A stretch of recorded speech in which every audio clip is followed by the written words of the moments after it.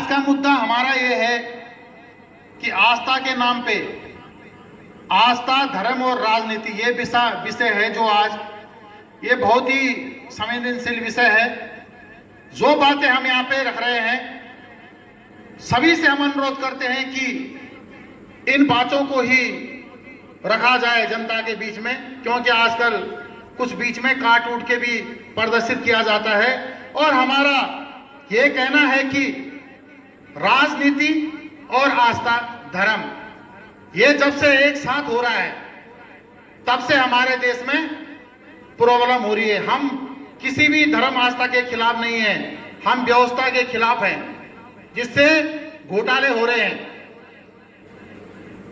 आपने देखा होगा देश में अभी क्या हुआ, हमारे आराध्य देव श्री रामचंद्र जी के मंदिर में जो घोटाला हुआ है, उससे जितने भी हमारे देश में धर्म है सभी भगवान जी को अपना आदर्श मानते हैं। और आराध्य देव के मंदिर में जिस प्रकार से घोटाले और चोरी हुई है उससे सभी आहत भी हैं और दुखी भी हैं। ये तो हम उन लोगों से भी कहना चाहते हैं जिन्होंने ट्रस्ट बनाया है।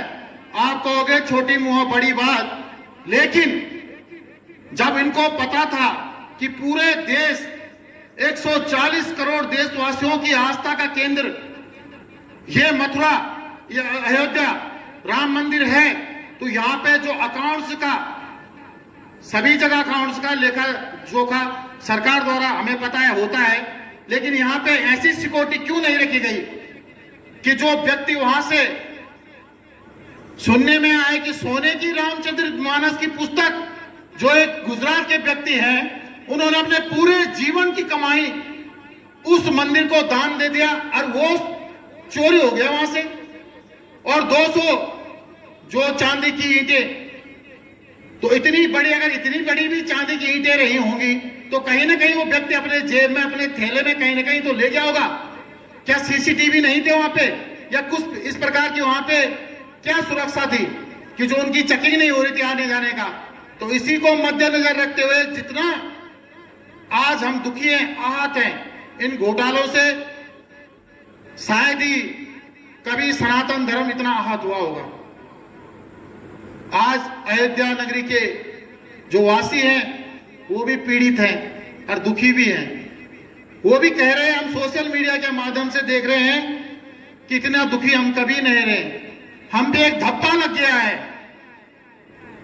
कि अब अपने आराध्य के मंदिर की हम सुरक्षा नहीं कर पाए। चाहे जो जनता द्वारा दान दिया गया है कि उसमें कितना पैसा सरकारी अस्पतालों को गया या स्कूलों को गया, या फिर दीन दुखियों के लिए कितना साल में सिद्ध बलि धाम से ये पैसा जाता है, ताकि जनता को मालूम तो हो कि हमारा पैसा कहां जा रहा है।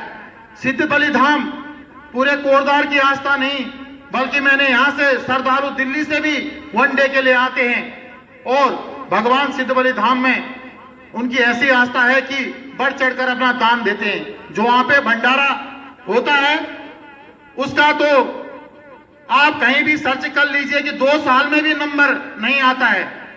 तो दान का जो भंडारा हो रहा है उसको तो कोई व्यक्ति करा रहा है, या फिर थोड़ा बहुत उसमें भी पैसा जा रहा होगा।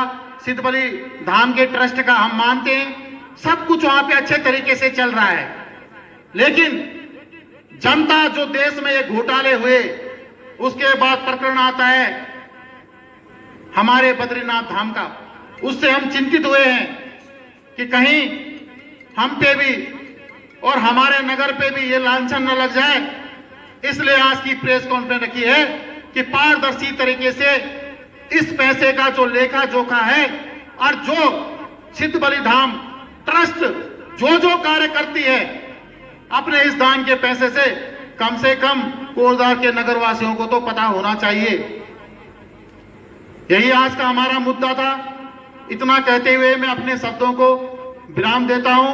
सिद्ध बलि धाम की, सिद्ध बलि धाम की।